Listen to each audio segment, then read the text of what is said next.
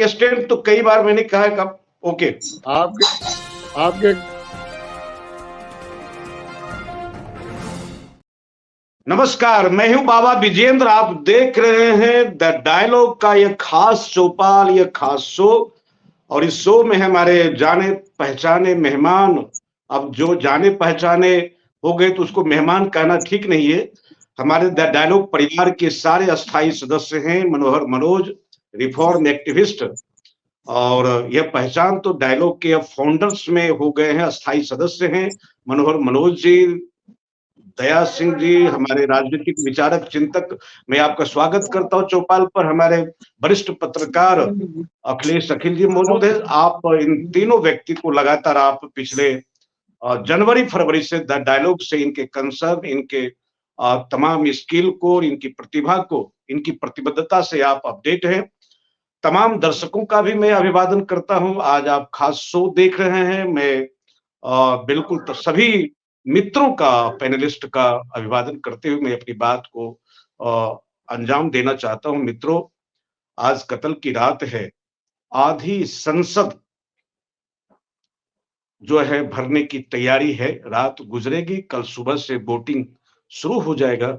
लगभग आधी से ज्यादा, मतलब कि जो हमारी संसद है वो भर जाएगी। वह आधी सीटें खाली रहेगी, जो कि और 4 चरण बाकी है। और 4 चरण में जो होना होगा, भारत का भविष्य उसमें कैद हो जाएगा। मूलतः मैं इस बात को कह रहा हूं कि निश्चित रूप से यह चुनाव बहुत ही भारत के लिए महत्वपूर्ण चुनाव है। एक माइलस्टोन होगा। राष्ट्र की एकता, अखंडता, सोशल जस्टिस, इकोनॉमिक जस्टिस, सामाजिक न्याय और आर्थिक न्याय, एकता, अखंडता, संप्रभुता, समता, तमाम जो बुनियादी सवाल हैं, जिन सवालों को लेकर के हमारे रहनुमाओं ने अपनी कुर्बानियां दी है, अपनी शहादतें दी है। अब उनके मूल्यांकन के वक्त की उनकी कुर्बानी बेकार जाएगी, उनकी शहादतें निरर्थक साबित होंगी। इस देश का क्या होना है, इस देश को कहां जाना है, किस रास्ते पर जाना है, निश्चित रूप से भारत उस मोड़ पर आकर के खड़ा है कि किधर जाना है। और केवल, और निश्चित रूप से अभी मुझे लगता है कि जो मैं देख रहा हूं, एक बेहतर चुनाव भी है, क्योंकि संघ की भूमिका लगातार, दया जी, संघ पर हम भी मुद्दों पर असहमत है। निश्चित रूप से राष्ट्र हित में मैं संघ की भूमिका को बेहतर मान रहा हूं कि राष्ट्र सर्वोपरि है। भारतीय जनता पार्टी के जो वर्तमान निजाम है, इस निजाम के जो बदतर इंतजाम है, इस इंतजाम के खिलाफ में संघ ने नकेल कसने की कोशिश की है। इस कोशिश को मैं प्रणाम करता हूं, इस कोशिश को सलाम करता हूं। संघ से भिन्न भिन्न मुद्दों पर असहमतियां हमारी है, हो सकती है, रहनी चाहिए।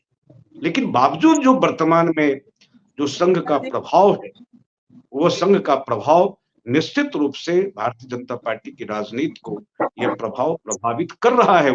वो दिख रहा है। और तीसरा चरण होना है। अभी भी लोग कहते हैं कि संघ में 2 शब्द प्रचलित है। वो शब्द है सूची और संपत। ये 2 प्रतिनिधि शब्द आते हैं। जब किसी से बात कीजिएगा तो भैया थोड़ा सूची बना लो और संपत कर लो। ये 2 प्रतिनिधि शब्द है संघ परिवार के। संघ सूची और संपत का दौर समाप्त है।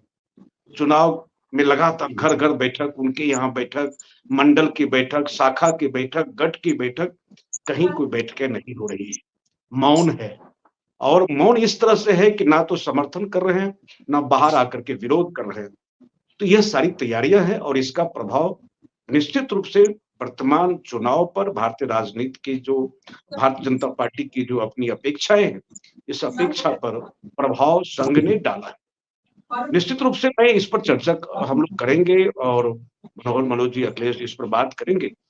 और खास करके बिहार में हम लोग निश्चित रूप से बिहार के प्रति विशेष लगाव है। खास करके यह मानते हैं कि इस राष्ट्र रूपी परिवार में अगर कोई बीमार बच्चा है तो 100% डायलॉग का रिजर्वेशन बिहार को लेकर के है। बिहार को लेकर के चिंता है। चिंता ऐसा नहीं कि कोई दया को लेकर के है, चिंता इस बात की है कि तमाम प्रतिबद्धता और प्रतिभा और प्रतिबद्धता तमाम चीजें रहने के बावजूद भी जो बिहार की दीनता है, बिहार की जो बेबसी है, उसको लेकर के जो है आज चर्चा होगी, क्योंकि 5 सीटें कल बिहार में है और वो सारी 5 सीटें जो है, वो एनडीए की सीट है। वो दूसरे की सीट नहीं है, वो एनडीए की सीट है, पाँचों सीटें। और वो कोसी क्षेत्र में एक सीमांचल का सीट है और शेष जो है वह एक मिथिला का है और शेष कोसी का है। तो जब हम बिहार की राजनीति पर हम लोग जाएँगे, तो बिहार की बात भी करेंगे। शेष यही है कि जो बौखलाहट कल भी हम लोगों ने चर्चा किया है कि जब व्यक्ति का हित पीछे शोर नहीं करे, बार-बार मैं कह रहा हूँ कि पीछे की आवाज़ को घर में थोड़ा-सा बंद कर दें, तो यह इससे क्या होता है, डिस्टर्बेंस थोड़ी-सी होती है। तो निश्चित रूप से मित्रों, यह है कि कल का जो चुनाव है, निश्चित रूप से एक माइलस्टोन है और यह आधा हमारा भविष्य जो है, आधे की संभावना सामने रहेगी। फिलहाल उड़ीसा में मोदी जी गरज करके आए हैं और वहाँ जो है निश्चित रूप से पटनायक की सरकार को, वह जेबी सरकार, जेबी पटनायक तो नहीं है, जेबी मतलब जेब की सरकार, उस पर जो है नरेंद्र मोदी जी आज एकदम बिल्कुल गुस्सा-गुस्सा करके आए, भ्रष्टतम सरकार है। और निश्चित रूप से और वहाँ से ग्रज करके आए हैं और जो तीसरे चरण की रात में ईडी को जो उपलब्धि मिली है कि कांग्रेस के एक अधिकारी के पीए के घर में आज नोटों का पहाड़ निकला है। नोटों का बिल्कुल पहाड़ जो टीवी पर चल रहा है, नोटों का पहाड़ निकला है। 30-40 करोड़ रुपया मिला है। निश्चित रूप से यह अपराध है। कठोर से कठोर सजा मिलनी चाहिए। लेकिन झारखंड के खनिज, छत्तीसगढ़ के खनिज, मध्य प्रदेश के खनिज, वनोपज और माइंस और मिनरल्स, तमाम को जो बहुराष्ट्रीय कंपनियां और राष्ट्रीय कंपनियों की झोली में दिया गया है। नोटों का जो माउंट एवरेस्ट खड़ा हुआ है, जो दिखता नहीं है, मैं एक शब्द का इस्तेमाल करना चाहता हूं, वो टारपीडो है। टारपीडो समुद्र में तैरता हुआ वो पहाड़ है जो दिखता नहीं है और समुद्री जहाजें का जब उससे गुजरना होता है तो बहुत तो रडार लगा रहता है कि कहीं उस तैरते हुए पहाड़ से हम टकरा नहीं जाए। तो इस हुकूमत ने पिछले 10 साल में जो नोटों का टारपीडो खड़ा किया है, पहाड़ जो दबा हुआ है, दिखता नहीं है, पूरे झारखंड के हित को जिस बहुराष्ट्रीय कंपनी और राष्ट्रीय कंपनी के कारपोरेट के हाथ में दिया है, छत्तीसगढ़ को, मध्य प्रदेश को, उस पहाड़ पर कोई चर्चा नहीं है। मुट्ठी भर लोगों के पास वो पूरे देश के संसाधन गिरवी हैं, उस पर चर्चा नहीं है। चर्चा है कि धीरज साहू के 350 करोड़, चर्चा है कल 30 करोड़। 30 करोड़ की 30 रुपया भी अपराध है, मात्रा का विषय नहीं है, विषय चरित्र का है। कौन कितना चोरी कर रहा है, यह महत्वपूर्ण है। यह जो चोरी संस्कृति है, यह चोरी प्रवृत्ति है, यह चोरी संस्कृति और प्रवृत्ति के खिलाफ में द डायलॉग के तमाम पैनलिस्ट और डायलॉग के सदस्य इसको नकारता है, धिक्कारता है। मात्रा पर कोई बहस नहीं है, कौन कितना लूटा। अगर राजनीति में बहुत अरमान से देश का तकदीर, एक बेटी की शादी के लिए कितनी चिंता करते हैं। जाति के लड़के तो खोजते ही हैं, लेकिन जाति के लड़के खोजने में भी बार-बार सोचते हैं कहीं पीता तो नहीं है, आवारा तो नहीं है, अपराधी तो नहीं है। जात के बावजूद भी सालों भर तक उसकी खोजबीन करते हैं। लेकिन जो मुल्क का तकदीर है, जो समाज का तस्वीर है, जब हम अपराधियों को सौंपते हैं, उस वक़्त में हमारा विवेक मर जाता है, हमारा ज्ञान मर जाता है, हम कुछ नहीं देखते हैं। समाज की अस्मिता के प्रति जो हमारी गैर ज़िम्मेदारी है, लापरवाही है, ये भारतीय लोकतंत्र और भारतीय अस्मिता, भारत की पहचान के लिए बहुत बड़ा खतरा है। आज इस पर चर्चा करेंगे। हमारे मित्र जो है, दूसरी जो है रेप पॉलिटिक्स पर तो है ही, कौन कितना रेप किया, कौन कितना क्या किया है, उस उसको दबाने के लिए दूसरी चर्चा। मुझे लगता है कि आप कल नारा दिए थे, बेटा बचाओ, बेटी को बढ़ाओ। अरे भैया, ये नारा मत दीजिए। बेटी कैसे बढ़ेगी? बेटी का मतलब प्रियंका जी और राहुल गांधी पर। इनको इस देश में एक ही बेटा, एक ही बेटी नजर आता है राजनीति में। वो बेटा है राहुल गांधी, बेटी है प्रियंका गांधी। इसके अलावा तो हिंदुस्तान की बेटियां जिस तरह से लूटी गई है और इस लुटेरे के पक्ष में जब आप खड़े होते हैं तो खतरनाक होता है। आप राम रहीम को आप पैरोल पर इसलिए छोड़ते हैं क्योंकि वह आपके चुनाव में मदद करते हैं। आप सेंगर पर कुछ नहीं बोलते हैं, हाथरस की घटना पर कुछ नहीं बोलते हैं, आप बेंगलोर की उस घटना पर कुछ नहीं बोलते। कब बोलिएगा? आप सिंगर पर चिन्मयानंद के बारे में जब बातें आई थी, सब कुछ होने के बावजूद भी स्वामी चिन्मयानंद पर आपकी चुप्पी नहीं टूटती थी। क्यों? वहां आप बोलते नहीं। आप ये बेटियां आपको दिखती नहीं है। इस बेटियों की पीड़ा को आप महसूसते नहीं है। आपको एक ही बेटी दिखती है जो चुनौती फेंक रही है, वो सोनिया की बेटी, क्योंकि आपको चुनौती फेंकती है, आपके अस्तित्व के लिए सवाल खड़ा करती है। मौन बहुत पीड़ा होती है, बहुत दर्द होता है। जब भी शो के पहले निश्चित रूप से एक पत्रकार हट जाता है, एक देशभक्ति, भारत माँ के प्रति प्यार, यहाँ के कंकर शंकर बना करके पूजने की जो तैयारी, उसके प्रति एक बिल्कुल जो रागात्मक संबंध है, जैसे मातृभूमि को हम जन्मभूमि, कर्मभूमि, पितृभूमि, धर्मभूमि, मोक्षभूमि, कर्मभूमि, ना जाने कितने अलंकारों से हम अलंकृत करते हैं। वह राष्ट्रबोध जगता है, तब तमाम दलों के खिलाफ में आवाज सुलगने लगती है। तब लगता है कि किसी दल के पक्ष में बात या असहमत होने के बजाय जिन दलों ने अपने अपने हिस्से के समाज और राष्ट्र को लूटा है, हम डायलॉग के इस मंच से इन तमाम लुटेरों के खिलाफ में अपनी बात बुलंद करते हैं। चौपाल शुरू करने के पहले अभी मनोज जी कह रहे थे कि आप क्या गुनगुना रहे थे, तो मैं अगर मनोज जी की इजाजत हो तो चौपाल पर मैं वो बात रख दूं कि मन की बंधी उमंगे असहाय जल रही हैं, अरमान आरजू की लाशें निकल रही है, भींगी खुली पलों में रातें गुजारते हैं, सोती वसुंधरा जब तुमको पुकारते हैं, इसलिए कहीं से निर्भीक तेज ला दे, पिघले हुए अनल का अमृत पिला दे, उन्माद बेकली का उत्थान मांगता हूं, विस्फोट मांगता हूं, तूफान मांगता हूं। आज इस पैनल पर वही विस्फोट की अपेक्षा है, वही तूफान की अपेक्षा है, और तमाम अतिथियों से यह अपेक्षा है, हमारी आशा है, हमारे अतिथि अर्जुन मोह से मुक्त होकर के, अर्जुन मोह यही था कि हम वाण किस पर चलाएं। आगे कुल गुरु कृपाचार्य हैं, आगे द्रोणाचार्य हैं, आगे हमारे भीष्म पितामह हैं, सब कोई है, बाण मैं किस पर चलाऊं। लेकिन राष्ट्र धर्म की रक्षा के लिए, समाज धर्म की रक्षा के लिए, मानवता की रक्षा करने के लिए अगर अपनों पर भी वाण चलाना पड़े तो चलाना चाहिए। द डायलॉग अर्जुन मोह से मुक्त है। इसी मुक्ति की आवाज लेकर के, इसी मुक्तिकामी कल्पना को साकार करने के लिए हम आगाज कर रहे हैं भाई मनोहर मनोज जी से कि तीसरे चरण में जो भाजपा ने कहा कि बामन के 3 डेग, क्या भाजपा का 3 डेग साबित होगा, या निश्चित रूप से इस दंभी हुकूमत की मिट्टी पलित होगी, यह हुकूमत जो है वो पस्त हो जाएगी। क्या लगता है कि क्या शुभकामना देते हैं भारत की जमहूरियत के लिए? आपके भीतर का क्या जज्बात है, क्या सोचते हैं?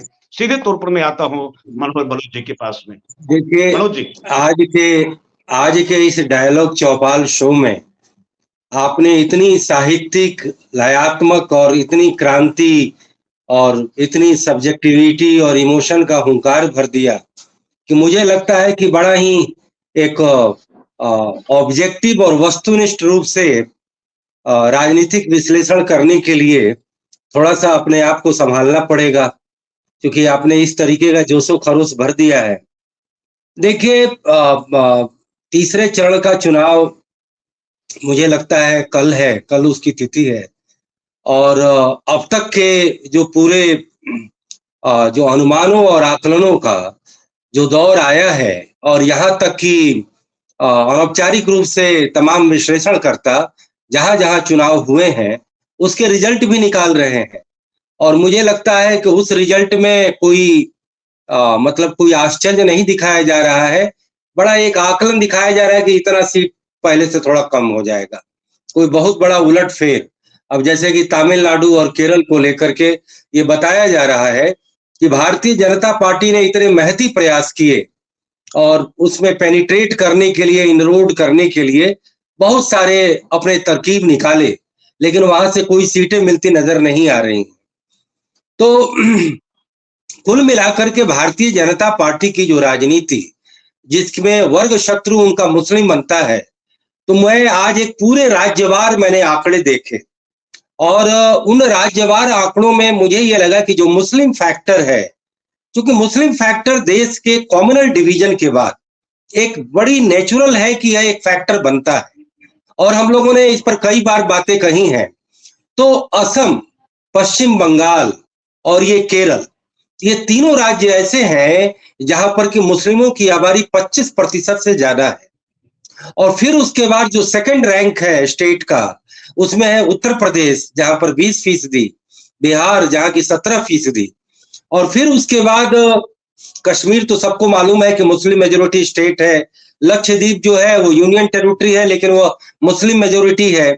तो दूसरे ब्रैकेट में राजस्थान, गुजरात, महाराष्ट्र, कर्नाटक और आंध्र, जहां 8 से 10% मुस्लिम वोट है।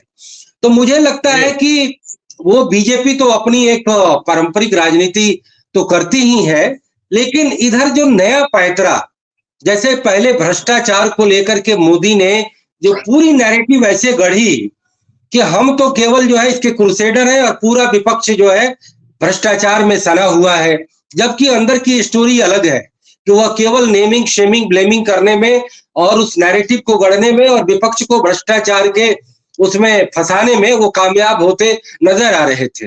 लेकिन अब तीसरे चरण के पहले मोदी ने एक नई नैरेटिव गढ़ी है, और वह नैरेटिव जो है वह कर्नाटक में कांग्रेस सरकार के द्वारा जो मुस्लिमों के लिए जो आरक्षण का प्रावधान किया गया है, जो संविधान के उपबंध के मुताबिक वह गैर संवैधानिक है कि रिलीजन के आधार पर आरक्षण। देखिए, आरक्षण का बेसिक कॉन्सेप्ट ये है कि हिंदू धर्म में जहां पर कि एक बड़े तबके को अछूत माना गया और हजारों साल तक उसे दास्ता की बेड़ी में जकड़ा गया, तो उसका आपने भी कहा है कि वो कहीं ना कहीं पाश्चाताप है और वह आरक्षण उस पाश्चाताप की प्रतिध्वनि है। तो उसके तहत आरक्षण प्रदान किए गए और वो कहीं ना कहीं उसे कंपनसेट किया जा रहा है। लेकिन जब उसी अछूत के खिलाफ या गैर बराबरी के खिलाफ हिंदू धर्म का एक बहुत बड़ा तबका जो एक तरह से कन्वर्जन किया, मतलब उनका धर्मांतरण हुआ, वो मुस्लिम बने या तमाम तरीके से अलग, जैसे कि बुद्ध में बौद्ध बने, बल्कि सिखिज्म में भी। हालांकि ये बात अलग है, दया जी इसका जवाब देंगे। मेरे एक साथी का कहना है कि भारत में जो यह वर्ण और समर्ण का जो कॉन्सेप्ट है वो हिंदुओं से ज्यादा सिखों में प्रोनाउंस करता है, और पंजाब में जाए तो इतनी बड़ी आबादी वहां पर दलितों की, सिखों में और अवर्णों की आबादी है, और वो चीजें वो सोशली प्रिवेल कर रही है। लेकिन मुस्लिम आरक्षण के बहाने जो मोदी ने नया नैरेटिव गढ़ा है कि ये हमारे हिंदुओं के पिछड़े और दलितों के आरक्षण को खत्म करने की एक चाल है, और दूसरा, धर्म के आधार पर आरक्षण गैर संवैधानिक है। अगर हम इसका तकनीकी विश्लेषण करते हैं तो हमें लगता है कि चूंकि हिंदुओं में अछूत माना गया और उसके बदले हमने आरक्षण दिया, लेकिन आपने उस अछूत के खिलाफ आपने धर्मांतरण कर दिया, तो फिर आपको आरक्षण उसके आधार पर मांगने का हक नहीं है। या तो आप अपने घर वापसी करें, हिंदू धर्म में आए, तब आप उसकी पात्रता रखते हैं, लेकिन जब आपने अछूतोद्धार के लिए इस्लाम को अपना लिया तो फिर उसी क्राइटेरिया पर मिलने वाले आरक्षण के आप पात्रता नहीं रखते हैं। और कहीं ना कहीं यही प्रिंसिपल CAA को भी है।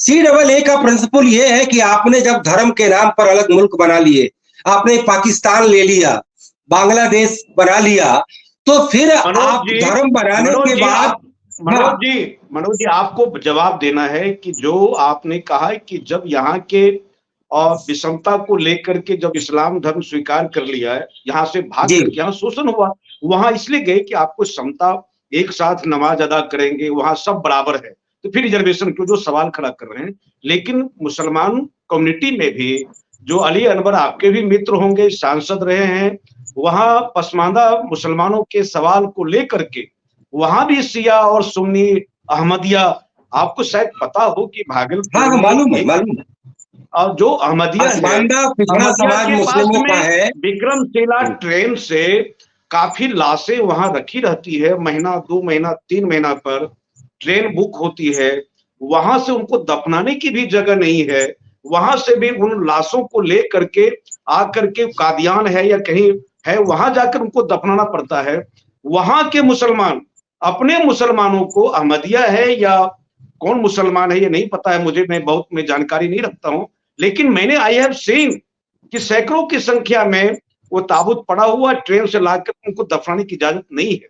मैं ये जानना चाहता कि वहां भी यह बहस है, ऐसा नहीं है कि हिंदू धर्म की अस्पृश्यता छुआछूत को त्याग करके इस्लाम में गए हैं, वहां भी बहुत समता है, नहीं है, वहां भी दुनिया के सवाल अलग है और हजाम के सवाल अलग है, आपस में रोटी बेटी नहीं है, केवल एक प्रतीक है, साथ में मिलकर के नमाज अदा करते हैं। लेकिन अब मस्जिद भी उनके अलग अलग हैं।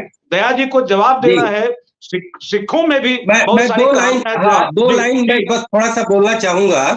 देखिए, इस्लाम धर्म का मैंने भी इस्लाम का मैंने भी थोड़ा एकेडमिक स्टडी किया है और मैंने उसके कॉन्सेप्ट को समझा है।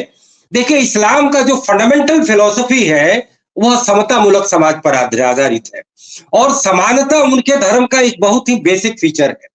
लेकिन चूंकि इस्लाम का भारत में प्रवेश हुआ और जिस सूफीज्म की वकालत हमारे राकेश रफीक जी करते थे, तो सूफीज्म 11वीं और 12वीं और 13वीं शताब्दी में भारत में इस्लाम धर्म के प्रचार करने का एक टूल था और वह टूल संगीत पर, प्रेम पर, आपसी सद्भाव पर आधारित था और इस तरीके से वो अपने इस्लाम धर्म का विस्तार कर रहे थे। कहीं ना कहीं वो भारतीयता की ही फिलॉसफी से जन्मा जरूर था, लेकिन उसका ऑब्जेक्टिव है आरक्षण और मुसलमान। आप बेंगलोर में मैं आ रहा हूँ भाई साहब, मैं अभी आ रहा हूँ।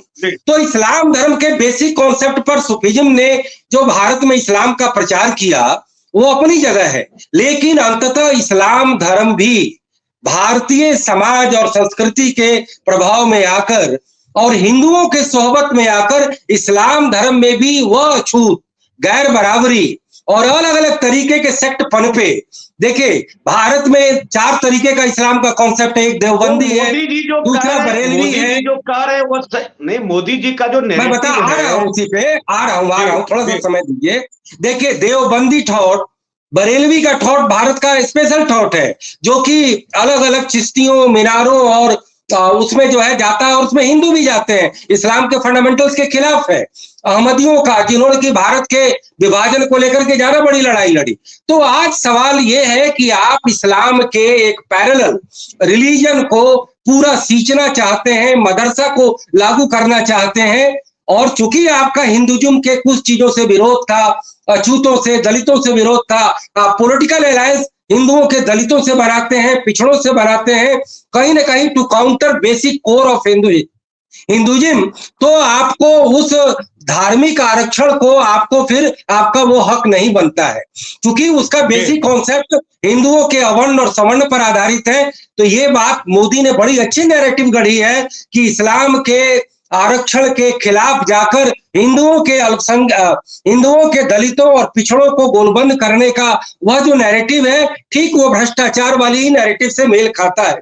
तो ये तीसरे चरण के पहले मोदी ने बड़ा अच्छा ये पॉलिटिकल फॉर्मूला सेट किया है और भारत के आइडेंटिटी पॉलिटिक्स एक नए डायमेंशन को, एक नए आयाम को आती हुई दिख रही है। और मुझे लगता है कि अगर 3rd चरण में अगर मोदी अगर पिछड़े तो फिर जो है बहुमत मिलना इनके लिए मुश्किल होगा। इसीलिए हर तरीके की पॉलिटिक्स हिंदुओं के अपीजमेंट की मैं टर्म में पहली बार मैं देने वाला हूं कि पहले अल्पसंख्यकों का तुष्टीकरण हो रहा था, आज बहुसंख्यकों का तुष्टीकरण हो रहा है। जी विजय जी, बहुत धन्यवाद मनोज जी। दया जी, मैं आपके पास आऊंगा क्योंकि चुनाव तीसरे चरण का मामला है। बात उठी थी कि बेंगलोर को लेकर के कि बेंगलोर में जो है मुस्लिम आरक्षण और तमाम चीजें, हमको यह है कि तीसरे चरण के चुनाव उसकी परिस्थिति पर देखना, हमको गौर करना है। दया जी, सीधे तौर पर मैं आता हूं कि हम लोग जिस आगाज जो किया चौपाल का, जिस भावनात्मक स्तर पर बातें रखी है, मुझे लगता है कि आप दया जी से उम्मीद यह है कि जो सेगमेंट कंपार्टमेंटल पॉलिटिक्स, रेडिकल या रेशनल, इससे बाहर निकल करके दया जी को मैं पिछले 1 दशक से जानता हूं कि जन हस्तक्षेप की बात दया जी कर रहे हैं। तमाम दलों ने अपने हितों को साधने के लिए काम किया है, लेकिन यह मनोज जी जो भी बात कह रहे थे, बिल्कुल यह नहीं है कि इस्लाम के तमाम डायनेमिक्स को मोदी जी समझ लिए हैं या मोदी जी कह रहे हैं कि इस्लाम में समता है। तो इस्लाम में समता है, क्या इस्लाम की खूबियों को मोदी जी स्वीकार कर लिया है कि इक्वलिटी वही है और हिंदुत्व में अनइक्वलिटी है और उनको रिजर्वेशन नहीं मिलना चाहिए। क्या लगता है ये दूरगामी परिणाम क्या होगा इंडियन पॉलिटिक्स के लिए? कांग्रेस और राजद और तमाम दलों की बात छोड़ दीजिए, Daya ji as a thinker, as a philosopher, as a writer, Daya ji क्या सोचते हैं जी? तीसरा चरण और दया जी का चिंतन। बाबा 2 मिनट के लिए बीच में डिस्टर्ब ना करना। जो बातें मनोज ने कही, एक इकबाल का एक शेर है, ये दीने हजाजी का बेबाक बेड़ा, न रेहू में अटका न जेहू में ठहरा, किए पार जिसने थे सातों समंदर, वो अटका दहाने में गंगा के आकर। चाहे गंगा के तट पर इस्लाम हो, चाहे कोई भी धर्म आया हो, वो जातिवाद का शिकार हो गया। इसमें अब इस्लाम को ये कहना कि वहां जातिवाद नहीं है या वो नहीं है, वो उसी सिस्टम में ही, क्योंकि इसी में से पनपा है, कोई आसमान से वो गिरा नहीं। जो हमारी मान्यताएं हैं, उन्हीं मान्यताओं, चाहे सिख हो, चाहे मुस्लिम हो, चाहे बौद्ध हो, चाहे जैन हो, चाहे कोई भी हो, हमें ये मान के चलना चाहिए ये कुटुंब है, कुटुंब से समाज बना है और समाज से आगे बना है। हमें इस इतिहास को नहीं भूलना चाहिए। कौन से वेद में लिखा है कि जातिवाद होना चाहिए? और हिंदू धर्म वाले एक तरफ कहेंगे हिंदू कोई धर्म नहीं, दूसरी तरफ कहेंगे हिंदू धर्म है। तो मैं ये समझता हूँ कि ये कंफ्यूजिंग जो स्टेटमेंट है वो इसलिए कि अपना अच्छा जो अपनी जेब में डाल लो और बुरा बुरा किसी के गले में डाल दो। मैं समझता हूँ कि ये सोच गलत है। डॉक्टर अंबेडकर को ये चिंता थी। डॉक्टर अंबेडकर ने ही जो 1901 के सेंसस आप पढ़ लेते तो उसमें जब अंग्रेज ने पूछा कि ये तो मुसलमान है, ये सिख है और ये ईसाई है, हिंदू कौन है, हिंदू की डेफिनेशन दे दो, तो आज भी आर्काइव्स में वो पर्चा पड़ा है जो कांग्रेस ने लिख के दिया कि हिंदू का मतलब है ब्राह्मण, वैश्य, राजपूत और ठाकुर। बाकियों को तो किसी ने हिंदू माना ही नहीं। उसी समय एक और नया शब्द आया, वो था शोषित क्लास, ऑप्रेस्ड क्लास। ये जो ऑप्रेस्ड शब्द है ये 1901 का शब्द है। आगे जरा थोड़ा सा, मैं ज्यादा समय नहीं लेना चाहता। जब 1932 में जो 1932 में पूना पैक्ट हुआ, उस पैक्ट में क्या था कि इनको पता था कि अपर कास्ट तो 13% है। ये चौधरी चरण सिंह की किताब 1977 में एक निकली थी, how the India was conquered by Britishers. वो किताब है, बड़ी छोटी सी किताब है। उन्होंने लिखा है कि 13% अपर कास्ट है, 87% जो है वो हिंदुओं की, उन्होंने हिंदुओं की क्लास ली, तो उसमें ये हालात है। और 1932 में एक शोषित वर्ग हो गया, एक दलित वर्ग हो गया, जिसको गांधी ने हरिजन कहा, तो उसका भी बंटवारा हुआ।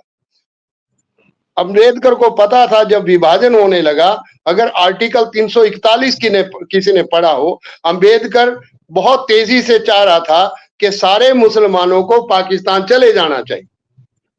पर गांधी ने सोचा कि अगर ऐसा हुआ तो ये देश नहीं रहेगा, ये देश वैसे ही कम्युनल हो जाएगा जैसे बाकी कंट्रीज कम्युनल हो गए। इसलिए उन्होंने मुसलमानों और सिखों को कहा कि आप यहीं रहें, आपके हक और हकूक सारे बराबर के रहेंगे। इसीलिए मैं समझता हूं कि गांधी को 1948 में इसीलिए उनकी हत्या हुई कि अगर वो जीवित रहते तो शायद जो आज के हालात हैं उन पर कोई कार्रवाई हो सकती। अब मैं अगली बात कहता हूं। डॉक्टर अंबेडकर ने बड़ी तेजी से, मैं तो दूसरा शब्द यूज नहीं करना चाहता, बड़ी तेजी से, बड़ी पंचायत से, पंच से लेकर पार्लियामेंट तक रिजर्वेशन कर दी। अब क्या मुसलमान को ये हक नहीं है? क्या किसी और को ये हक नहीं है?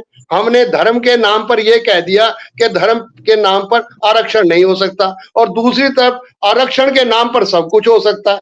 तो ये कटु स्थिति जो है, जब आज 75 साल की आजादी के बाद, 75 साल होने के बाद भी हम ये समझ नहीं पा रहे, तो मुझे लगता है कि एक नया देश तो नहीं हम गढ़ना चाह रहे, एक नए हालात तो नहीं हम पैदा करना चाह रहे, ये समझना चाहिए। मोदी जी को मुझे नहीं पता कि नीम हकीम खतरा ही जान, वो शायद ऐसे विद्वान हैं जिनका कोई मुकाबला नहीं किया जा सकता। वो कोई भी कहीं से मंगलसूत्र उठा सकते हैं, कहीं से कोई चीज उठा सकते हैं, कहीं से किसी का तक्षशिला कहीं लगा सकते हैं, कहीं और कहीं कर सकते हैं। उनका जैसा विद्वान पैदा इस धरती पर पैदा हो नहीं सकता। इसलिए उनकी बातें लेकर आप इस पे चर्चा करने लगे तो मुझे नहीं सकता कि हम अच्छी चर्चा कर सके। ये देश कोई छोटा देश नहीं है, ये विभिन्न संस्कृतियों, विभिन्न बोलियों, विभिन्न डोलियों, विभिन्न समाजों के तंत्र से बना समाज है।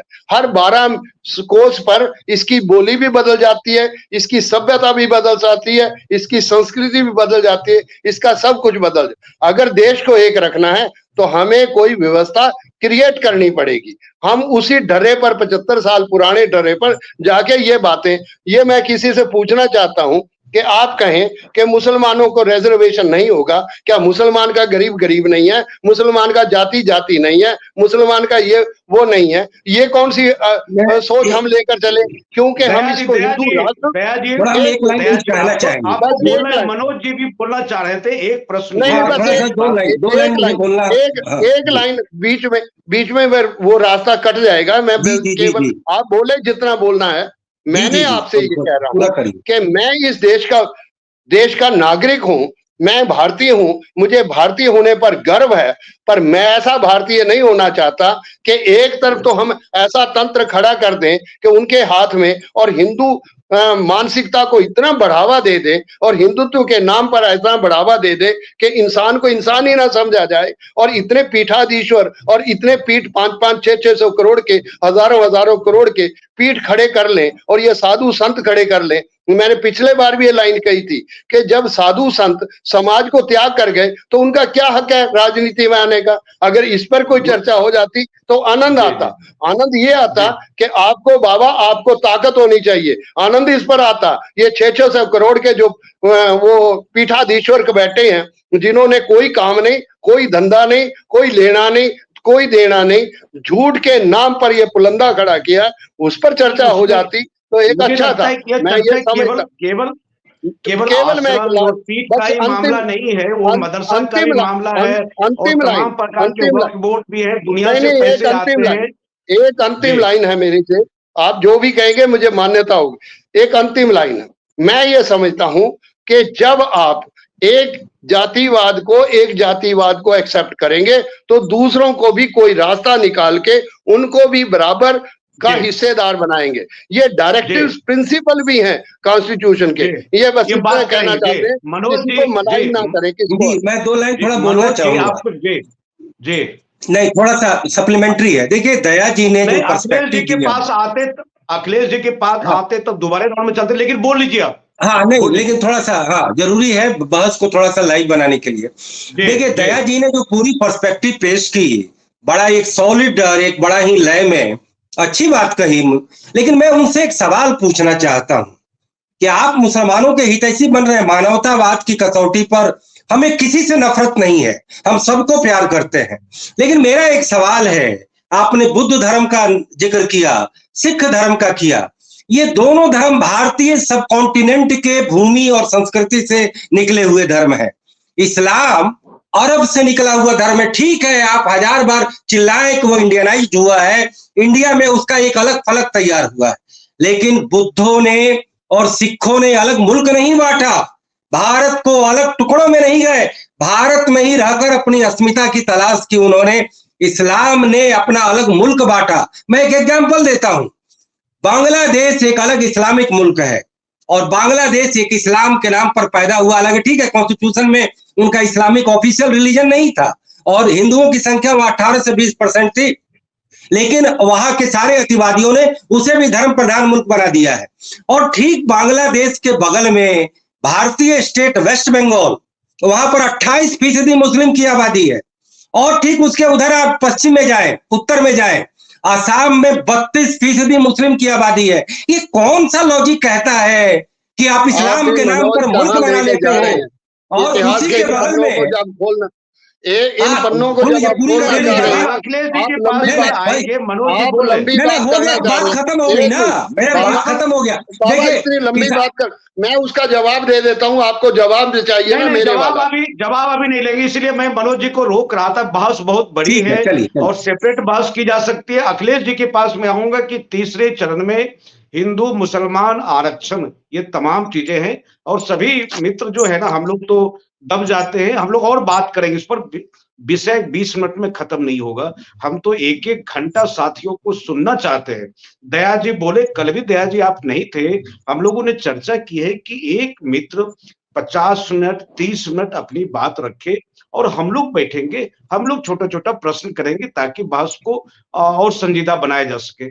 तीसरा चरण भारतीय लोकतंत्र का भविष्य, हिंदू मुसलमान, और जो कल मैंने कहा मुगल कालीन इतिहास, यहाँ तक जो बातें गई है, नोटों का पहाड़ और रेप पॉलिटिक्स, सब कुछ को समेटते हुए तीसरे चरण को अखिलेश जी किस रूप में देखते हैं, फिर हम लोग दूसरे राउंड में आएंगे। जी अखिलेश भाई, over to you.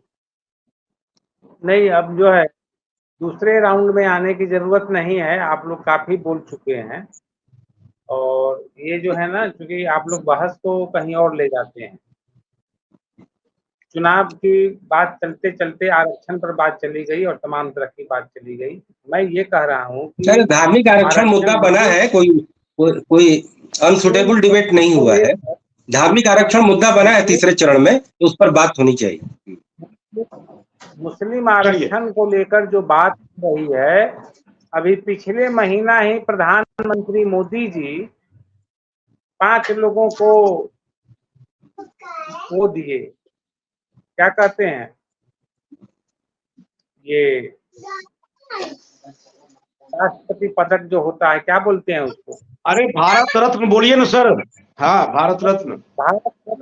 Bharat Ratna 5 लोगों को दिया गया। उसमें एक जो है बिहार के महान विभूति कर्पूरी ठाकुर को भी भारत रत्न मिला। बड़ी गर्व की बात है, बिहार के लोगों को बड़ी। पीछे आवाज आ रही है, थोड़ा सा घर में रोक ले प्लीज। कर्पूरी ठाकुर जिस राजनीति को आगे बढ़ा रहे थे, जिस समतामूलक समाज की बात कर रहे थे और जिस पिछड़े और दलित मुसलमानों को आरक्षण की बात कर रहे थे, तो पहले वो जो कर्पूरी ठाकुर को जो पुरस्कार दिया गया उसको सच माना जाए या कर्पूरी ठाकुर जो कह रहे थे। अब मुझे जहां तक जानकारी है कि बिहार में कुछ मुसलमानों को, दलित मुसलमानों को, पिछड़े मुसलमानों को वहां आरक्षण भी मिला हुआ है। तो पहले मोदी जी से ये पूछा जाना चाहिए कि आपने कर्पूरी ठाकुर को भारत रत्न क्यों दिया, और आज इस तरह से देश के मंचों पर इस तरह की बहस कर रहे हैं। देश के कई इलाकों में आप पता करिए, पहले देश के कई इलाकों में दलित पिछड़े मुसलमानों को आरक्षण है।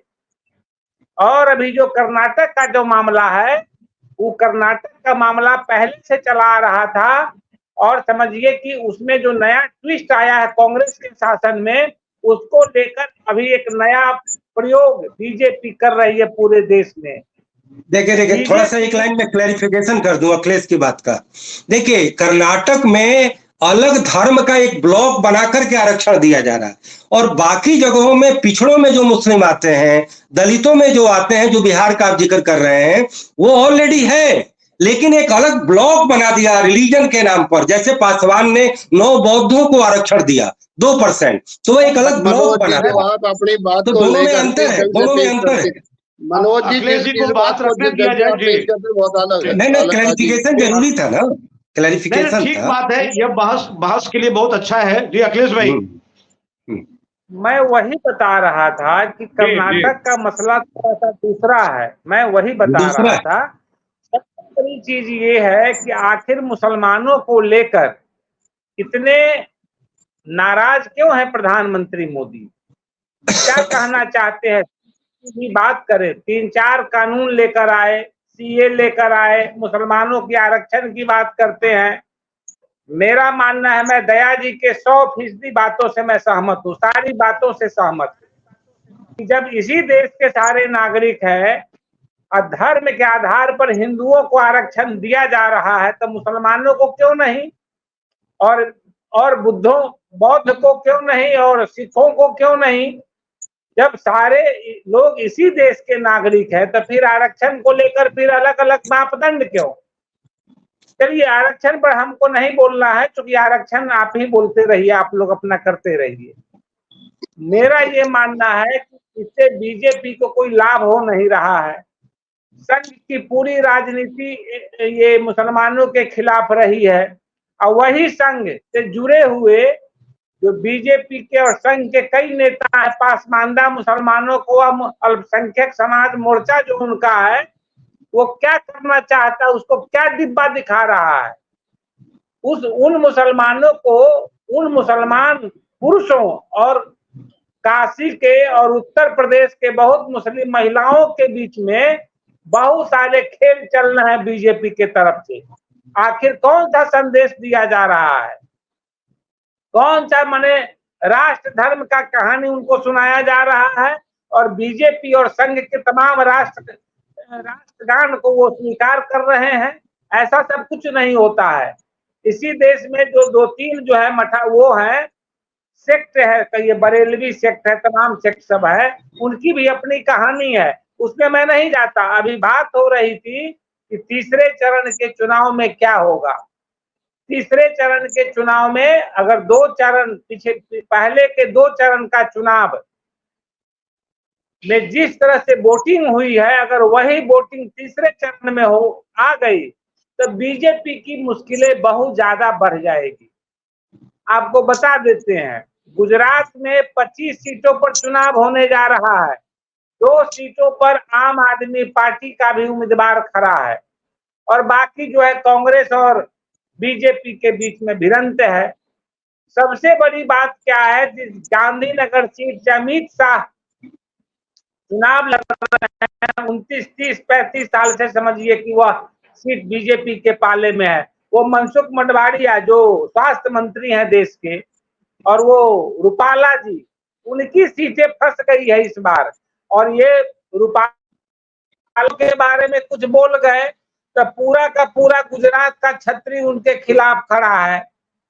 और उधर जो है मोदी जी के मुस्लिम प्रेम को लेकर पूरा गुजरात का मुसलमान जो है एक पक्ष गया है। मेरा ये कहना है कि अगर वही मुस्लिम वर्ग या मान लीजिए हिंदुओं का कुछ वर्ग जो कांग्रेस को वोट देता रहा है, अगर इस बार वोट नहीं दे तो बीजेपी क्या 25 सीटें वहां जीत पाएंगी जितनी सीटें हैं अभी। मेरा ये मानना है कि बीजेपी की हालत बहुत खराब हो गई है, गुजरात में भी खराब है, और गुजरात में अगर उनको झटका लगा तो उनकी हालत और खराब हो जाएगी। यही हालत बिहार में 5 सीटों पर हो रहा है। उधर जो है 10 सीटों पर के 11 सीटों पर महाराष्ट्र में चुनाव है, और जिन सीटों पर चुनाव है वो मुस्लिम बहुल आबादी वाला चुनाव है। तो जिस तरह का बयान मोदी जी देते फिर रहे हैं, उसका रिजल्ट भी वो जानते हैं, क्योंकि इस देश का मुसलमान इस बार कम से कम कई दलों में बंटने नहीं जा रहा है। एक ही दल को उसको वोट देना है, वह वोट कांग्रेस को दे, चाहे जहां जिस रीजन में कौन सी पार्टी मजबूत है, जो बीजेपी को हराने जा रही है या बीजेपी से जिसका मुकाबला है उसको वोट देगी। तो पूरी परिस्थिति ये है कि ये जो 94 सीटों पर कल चुनाव होना है, तो 3 चरण को मिला दे 284 सीटें हो जाती है। अब 284 सीटों पर मतदान हो जाने के बाद बीजेपी को अपना आकलन कर लेना चाहिए कि उनकी स्थिति क्या है, उनका स्टेटस क्या है, और यह आकलन इंडिया गठबंधन वाले को करना चाहिए।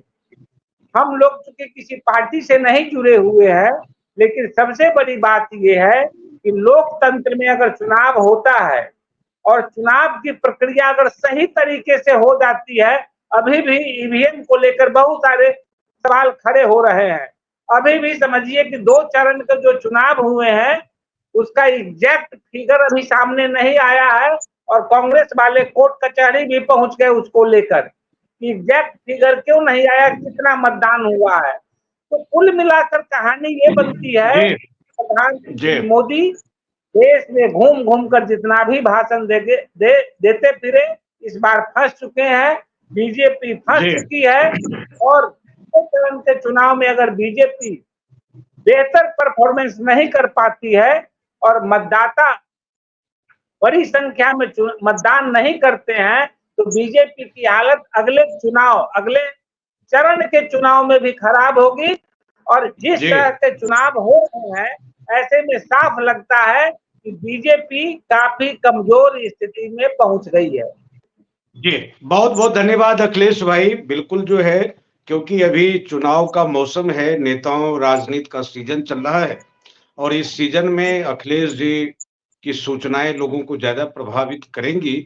और हम लोग तो सैद्धांतिक बातें, अभी उन्होंने कहा भी कि आप लोग तीसरे चरण की बात करते करते सैद्धांतिक चरण में इन कर जाते हैं, और आदत भी है। और हम चाहते हैं कि जब अभी निश्चित रूप से जो मनोज जी कह रहे थे कि आरक्षण गंभीर विषय है, बटा हुआ, आज भागवत जी को फिर आज बयान देना पड़ा कि हम आरक्षण के पक्ष में हैं। हम लोग जो बहस को आगे बढ़ाना चाहते हैं आने वाले दिनों में भी, कि हम लोग को ध्यान रखना है कि आरक्षण गरीबी उन्मूलन कार्यक्रम नहीं है।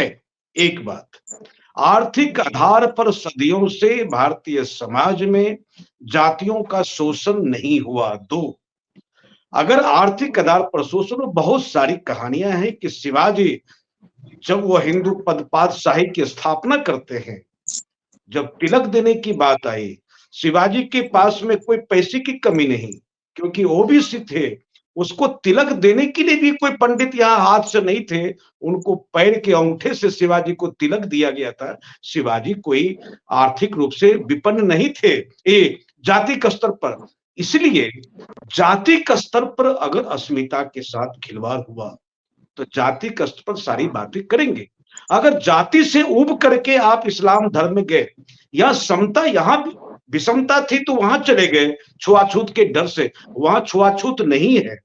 यहाँ छुआछूत, अस्पृश्यता और अपमान, उसके खिलाफ ये रिजर्वेशन है। ये नौकरी पेशा रोजगार का कोई मामला नहीं है। इस पर बहस, बड़ी बहस आमंत्रित कि वो देश बटा हुआ, इसको लेकर के आरक्षण को खत्म कर दिया जाए, आरक्षण नहीं हो। मनोज जी अपने, जी मैं आप ही पास आ रहा हूँ, अब समाप्त करने के लिए आप लोग सब बोल देंगे। मुझे लगता है कि बिल्कुल इस पर मैं नहीं कर रहा हूँ कि मैं जो बात कर रहा हूँ, मैं भी आप लोगों से सीख रहा हूँ। डिबेट को हम लोग भी, इतना जो चार मित्र बैठे हुए हैं, अपनी समझ को अंतिम समझ ना मान करके, वो रिलेटिव है। अब तक की जो समझ है यह है, आगे अगर बेहतर बातें आरक्षण पर होगी, समाज को मजबूत करने की होगी, उन पर हम लोग गौर करेंगे, उससे सीखेंगे। दया जी क्या कहना चाह रहे हैं, तो मनोज जी के पास आएंगे।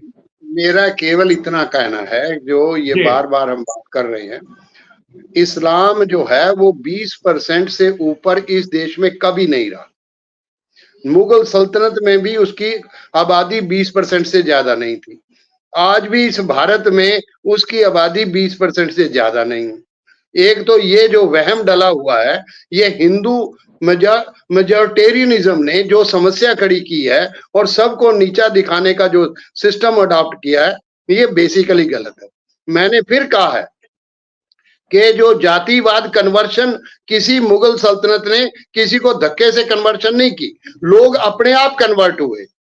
जब उन मुगल सल्तनत के समय सारे रेवेन्यू मिनिस्टर और सारे पदाधिकारी हिंदू ही थे, कोई भी मुसलमान नहीं था पदाधिकारी। ये भी वहम निकाल देना चाहिए। एक बात यह दया जी, संपूर्ण नहीं है कि किसी को, आप मेरी बात को, एक मिनट, आप मेरी बात को आप ही को बोलना है। यह आंशिक सच है कि किसी को कन्वर्जन नहीं कराया, लेकिन यह भी सच है कि तलवार के भी प्रयोग कम नहीं हुए।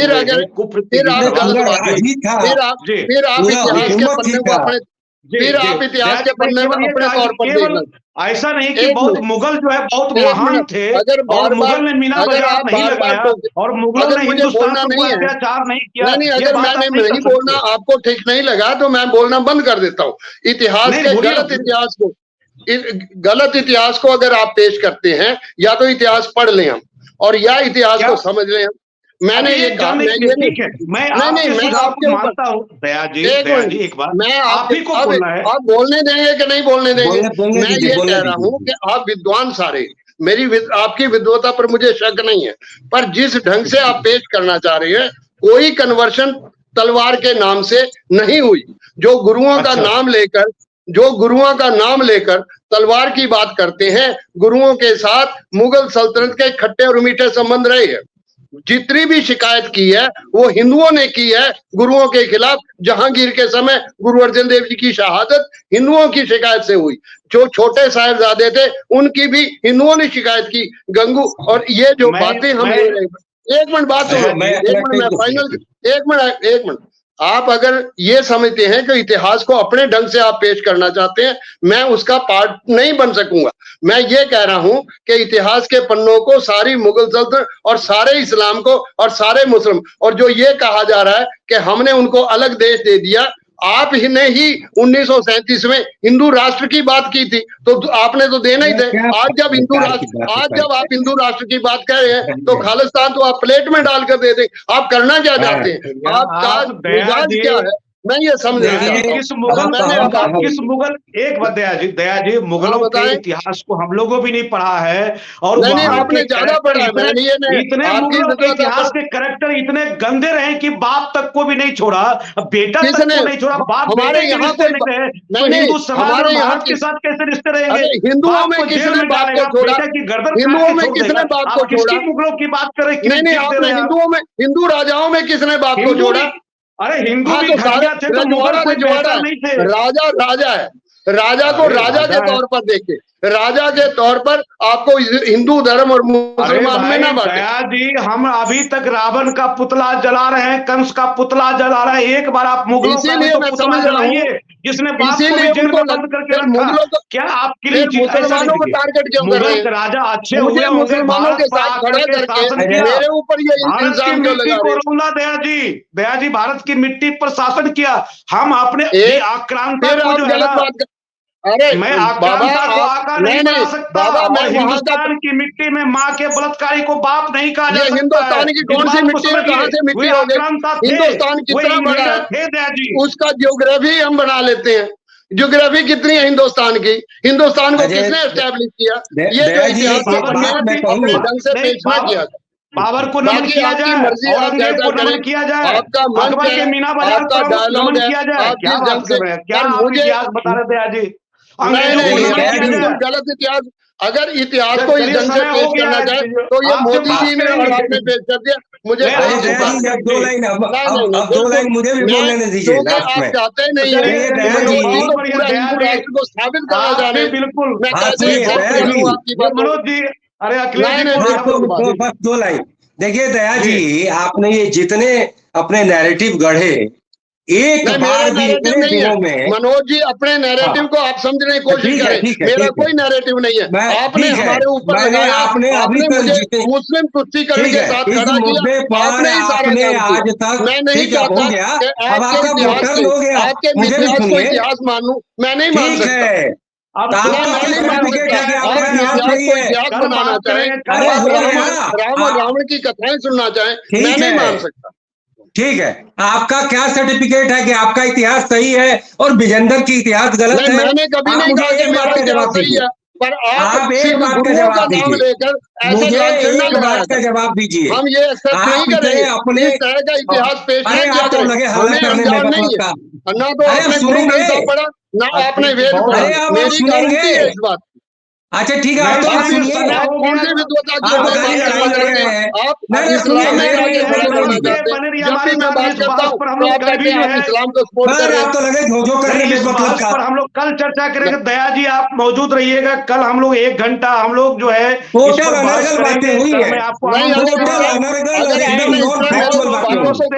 मैं बिल्कुल चर्चा में इतना नहीं रह सकता, या तो बात होने दिया करो। एक महीने में इंटरव्यू करेंगे तो मैं क्या बोलूं? बांग्लादेश बनने में कभी अफसोस हुआ? और आप ये बताइए जब दंगे में लोग मारे जा रहे थे तो कोई अफसोस नहीं है। कौन से सिखों के गले में टाई कोई मुसलमानों ने डाले थे? कौन सी बात, कौन सा इतिहास मुझे पेश करना चाहते हैं? ऐसे कितने सिख और हिंदू हैं जिनको जान बचाने के लिए मुसलमान बनना पड़ा? मनोज जी ऐसे हजारों लाखों लोग हैं पाकिस्तान में जिनको अपने जान बचाने के लिए मुसलमान बनना पड़ा, और अखिलेश को कोई नॉलेज ही नहीं है। वो तो केवल और आपका समर्थन कर रहे हैं।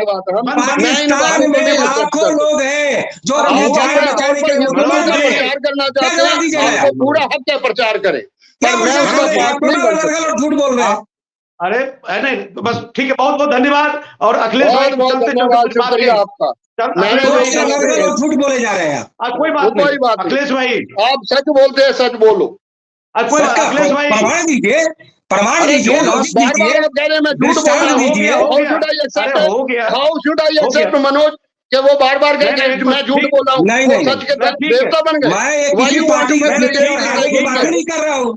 And I am अरे not कोई going to बात come into नहीं that है। situation. अरे हाँ, If अभी Manoj has to come and नहीं, अगर उसने हिंदुत्व का लाखों प्रचार करना है, पाकिस्तान मैं के उसको लोग हैं जो एक्सेप्ट नहीं मुसलमान बनकर अपनी नहीं, जान बचाए। करूंगा। भारत में ऐसा आप कोई वोट नहीं है जिसको प्रचार हिंदू करो, मुझे बनाया क्या गया तकलीफ अरे है? और आप- जिसको सिख बनाया गया। भारत अरे में ऐसा मनोज कोई जी व्यक्ति नहीं है। मनोज जी, हाँ चलिए अखिलेश जी चलते चलते। नहीं नहीं, ये आप लोगों ने, मैंने ये अच्छी बात नहीं है ये सब, ये जो है नहीं ना, है, अच्छी मैंने बात नहीं सब है। अच्छी बात नहीं है, और ये जो है बिल्कुल गलत चीज है ये। और अपनी बात को मैंने जबरदस्ती जो है आप नहीं रख सकते हैं मंच पर, गलत चीज है ये। कोई भी आदमी अपनी बात को जबरन नहीं रखिए। अरे और तो चूंकि किसी का यह टर्न आएगा तो बोलेगा नहीं वो। आप लगातार बोले जाओगे, जो जो करोगे और कह रहे हो कि नहीं गलत है। नहीं, आप मनोज जी अखिलेश जी को बोलने दीजिए। मनोज जी अखिलेश जी को बोलने हाँ दीजिए। नहीं, वही बात कर रहे हैं। अखिलेश जी को बोलने हम दीजिए। लोग बायस आदमी नहीं है, पॉलिटिकली बायस।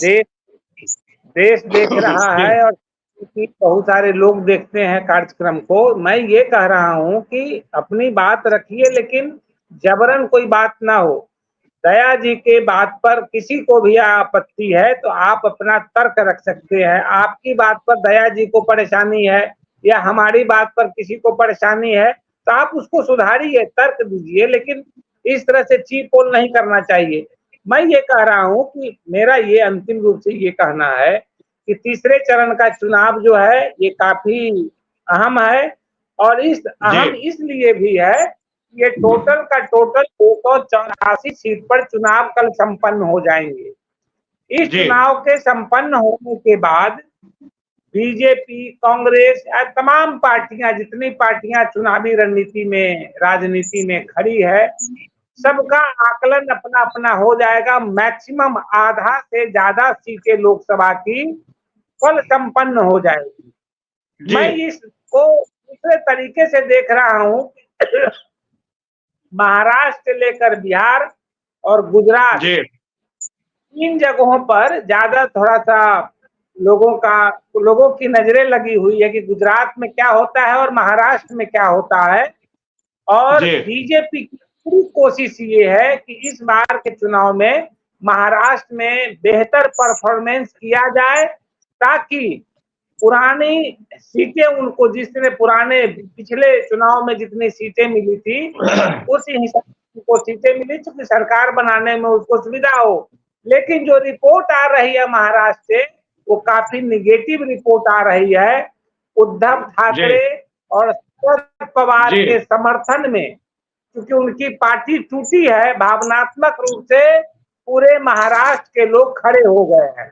तो यह भी एक बीजेपी के लिए बड़ा शॉकिंग है। जी अखिलेश जी, समय हो गया जी। बहुत बहुत धन्यवाद मित्रों। कोई अंतिम सत्य नहीं है, हमारे यहाँ नीति की बात होती है, कोई अंतिम सत्य नहीं है। अपनी समझ को अंतिम सत्य मान करके मत जिए। विचारों के दबाव और आग्रह के दबाव से व्यक्तित्व को मुक्त रखना चाहिए। ज्ञान क्षेत्र को खुला रखें, अच्छी बात जहां उसको सीखें और बुरी बात को नकारें, और अंतिम सत्य मान करके इतिहास जिसके लिए लिखा गया, इतिहास के पीछे जिसका इंटरेस्ट था, सब जानता है कि राजे रजवाड़ों के लिए कैसे लिखा गया और कैसे आम लोग पांव दान के तरह रहे। इतिहास किनके लिए, किनके द्वारा और किसके लिए लिखा जाता है, इतिहास की गति को हम लोग जानते हैं। कैसे तथ्य को ढका जाता है, कैसे तथ्य को उभारा जाता है। बहुत बहुत नमस्ते। बहुत हमारे संवेदनशील मित्र, और इस प्रकार की बहस यह शास्त्रार्थ है, इसको निषेध में नहीं मानता हूं, और हम चाहते हैं कि और खुल करके दया जी, मनोज जी बात रखे। बात रखना बहुत जरूरी है, ताकि लोगों के सामने जो कुहासा है ये कुहासा छटे। आपने कुहासा छाटने की कोशिश की है, अंधेरा मिटेगा। आपने अपनी बातों से एक दीप जलाई है, मनोज जी ने दीप जलाई है, और इस दीप की रोशनी से समाज को नया आलोक मिलेगा। बने रहे हमारे साथ। बहुत बहुत नमस्ते। ये बात अच्छी लगती है, एक बार जरूर लाइक करें, बात को साझा करें। हम तमाम मित्रों की जो मेहनत है, जो साधना है, समझ है, इसको भी आगे तक साझा करें। बहुत बहुत नमस्कार। अपना ख्याल रखें, और वोट देने जरूर जाइएगा और आंख पर जात का चश्मा हटा करके बढ़िया से आंख खोल करके वोट डालिएगा। धर्म का चश्मा, जात का चश्मा, सब चश्मा उतार लीजिए। अगर मोतियाबिंद हो तो इलाज करा लीजिएगा, रात भर को दवाई वाले लीजिएगा, लेकिन बढ़िया नेता को जरूर वोट दीजिएगा और जरूर वोट डालने जाइए। बहुत बहुत नमस्ते, शुभकामनाएं, प्रणाम।